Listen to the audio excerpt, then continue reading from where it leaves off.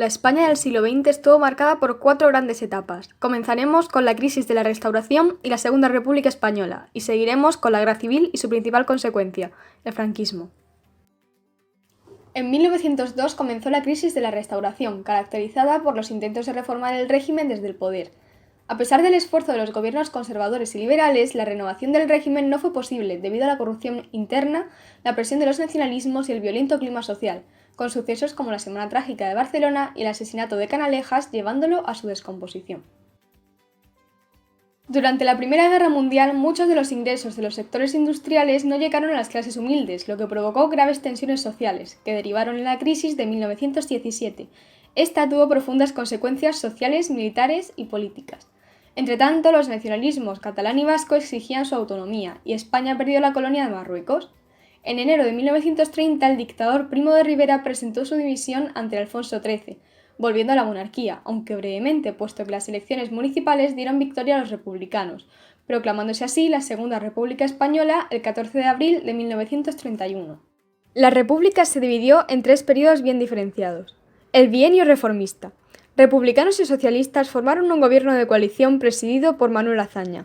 Fue el periodo más estable y en el que se creó la Constitución, que reúne una serie de reformas como el sufragio universal y por primera vez el derecho al voto de la mujer, el establecimiento de una nueva distribución de la tierra, el autogobierno de las regiones, la construcción de miles de escuelas y una sociedad laica, aprobándose la libertad de culto, el matrimonio civil y el divorcio.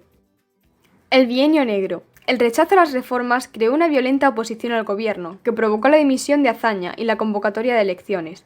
El Partido Radical, liderado por Alejandro Lerroux, asumió el gobierno, anulando la labor reformista. Se extendió un movimiento revolucionario cuando la CEDA tomó cartas en el asunto. En Asturias se produjo la Revolución de Octubre de 1934. En Cataluña, los nacionalistas instauraron un gobierno autónomo federal. En el resto de España, la huelga general fracasó por falta de coordinación. El ejército contraatacó dejando miles de víctimas y sometiendo a Asturias y Cataluña. Mientras tanto, en asuntos políticos, la CEDA reforzó su papel en el gobierno y la izquierda trató de frenar el ascenso del fascismo. Victoria del Frente Popular. Mediante acuerdos políticos se formó el Frente Popular. En febrero de 1936 ganó las elecciones y Manuel Azaña fue nombrado presidente de la República. El nuevo partido pretendía seguir con las reformas del primer bienio y promulgar una amnistía general para los presos políticos. Algunos militares y organizaciones de extrema derecha comenzaron a conspirar para dar un golpe de Estado. El desorden y la violencia se extendieron por España. En julio de 1936, los asesinatos en Madrid del Teniente Castillo, militante del PSOE, y por consecuencia del líder conservador Calvo Sotelo, fueron el principio de la sublevación militar que derivaría en la Guerra Civil. Comienza así la tercera etapa de la que hablaremos. En junio de 1936 se produjo la sublevación del Ejército de África al mando del general Franco, que fue respaldado por los opositores del Frente Popular. El golpe militar no logró tomar el poder de forma rápida, lo que produjo una ruptura entre la España republicana y la llamada España nacional, que desembocó en una larga y sangrienta guerra civil. Amplios sectores populares se movilizaron en defensa de la República. Junto con Cataluña y el País Vasco, la mayor parte del ejército se sumó a la sublevación. Francia e Inglaterra impulsaron un comité de no intervención para evitar que se suministrase armamento a ninguno de los dos bandos. El bando sublevado recibió ayuda inmediata de la Alemania nazi, la Italia fascista, Portugal e Irlanda. La España republicana fue apoyada por la Unión Soviética y México, que pretendían detener el auge del fascismo en Europa. En los principios de la guerra, las fuerzas estaban equilibradas. Durante el verano de 1936, el ejército sublevado se lanzó a la conquista de Madrid desde 2 frentes. Al sur, cruzaron el estrecho de Gibraltar, buscando una victoria rápida y la toma del poder.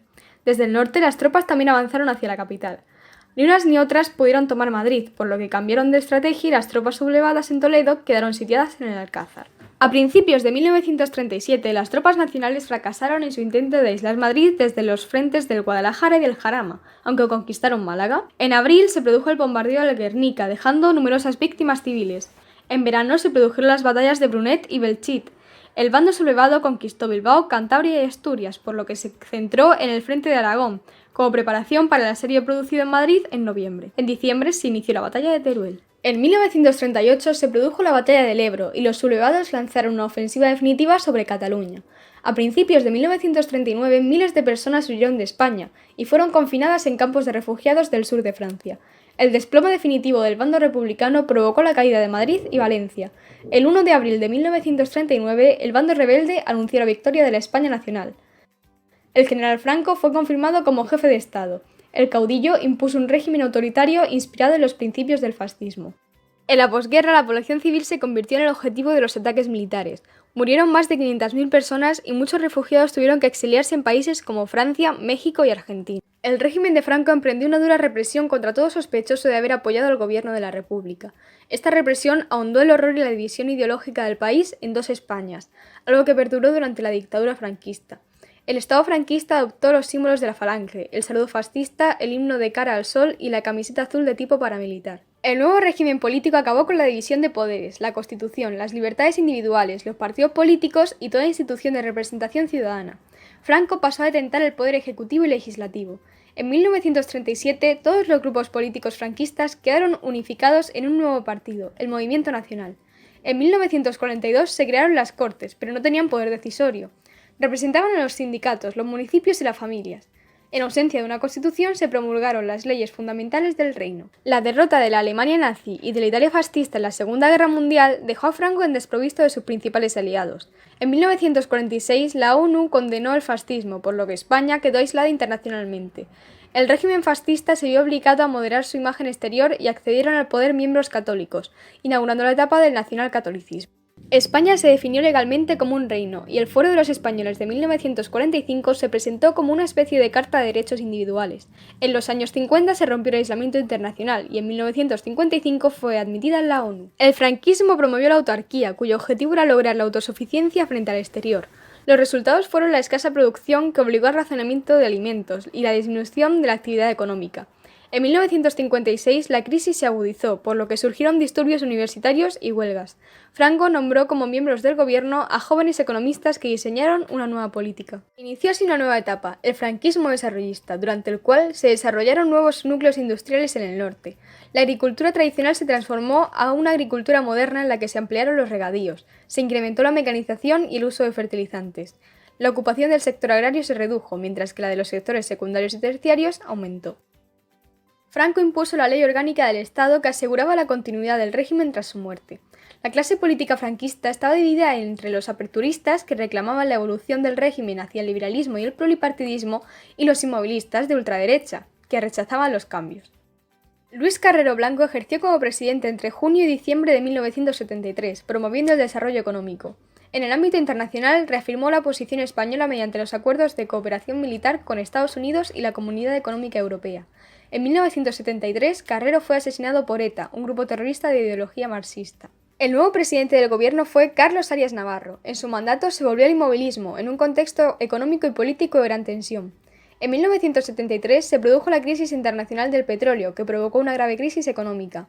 La conflictividad obrera creció con huelgas y manifestaciones, que fueron reprimidas duramente por el gobierno. Entre las fuerzas políticas que luchaban por la democracia se formó en 1975 la Plataforma de Convergencia Democrática, que permitieron mejorar su estrategia antifranquista. Los grupos terroristas comenzaron una fuerte ofensiva y se incrementaron los sectores antifranquistas, a lo que el gobierno respondió con dureza. 13 países retiraron a sus embajadores ante la negativa de Franco de conmutar las penas de muerte, lo que produjo el aislamiento político del régimen. El 20 de noviembre de 1975 Franco falleció, comenzando en España el periodo de transición a la democracia. Españoles, Franco ha muerto.